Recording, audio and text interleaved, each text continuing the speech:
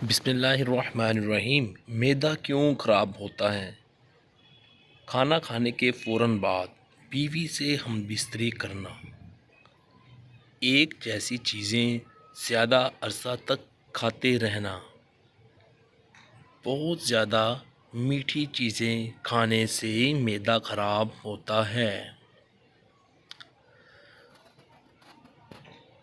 بہت زیادہ گرم چیزیں کھانا معدہ خراب ہوتا ہے، کولڈ ڈرنک کا زیادہ استعمال کرنے سے معدہ خراب ہوتا ہے، زیادہ بادی اور ناہضم ہونے والی خوراک کھانے سے معدہ خراب ہوتا ہے۔ ویڈیو دیکھنے کا بہت بہت شکریہ، اور ہم امید کرتے ہیں ویڈیو آپ کو اچھی لگی ہوگی اور آپ کے لیے فائدہ مند بھی ہوگی۔